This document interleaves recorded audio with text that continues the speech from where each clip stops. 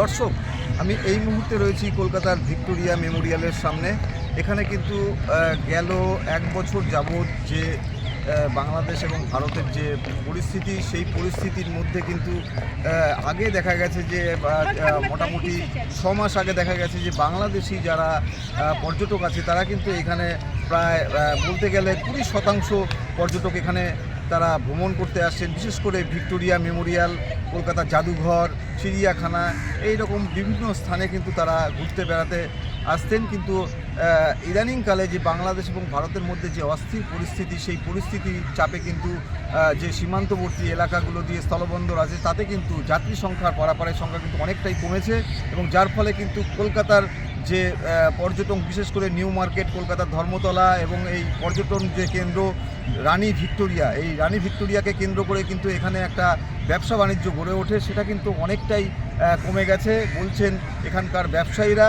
বিশেষ করে বাংলাদেশি যারা পর্যটক আছেন তাদের কিন্তু 10% নেমে এসেছে এমনটাই জানা যাচ্ছে। তবে এই সুন্দর এক মনোরম পরিবেশে যে রানী ভিক্টোরিয়া, যেখান থেকে কলকাতার সূচনা হয়েছিল, এবং একটা সময় রানী ভিক্টোরিয়ার তার ইতিহাস রয়েছে, এবং সেইটাকে কিন্তু ধরে রেখে কিন্তু এখানে দেশ বিদেশের ভক্ত দর্শনার্থী তারা কিন্তু আসছেন কাতারে কাতারে, টিকিট সংগ্রহ করে তারা কিন্তু এখানে উপভোগ করছেন। এবং সেই পাশাপাশি কিন্তু যে শীতের যে আমেজ, সেই আমেজটা কিন্তু কলকাতায় সেইভাবে নেই। তবে গরমের প্রভাব আস্তে আস্তে শুরু হয়েছে। বেলা বাড়ার সাথে সাথে একটু শীতের ভাব মনে হচ্ছে। তবে যারা ভ্রমণপ্রিয় মানুষ বা ভ্রমণ পিপাসু তারা কিন্তু দিল্লি, বোম্বে, মাদ্রাস, বিহার এবং বিভিন্ন জায়গা থেকে কিন্তু পশ্চিমবঙ্গের বিভিন্ন জায়গা থেকে তারা এই ভিক্টোরিয়াতে তারা ঘুরতে আসছে।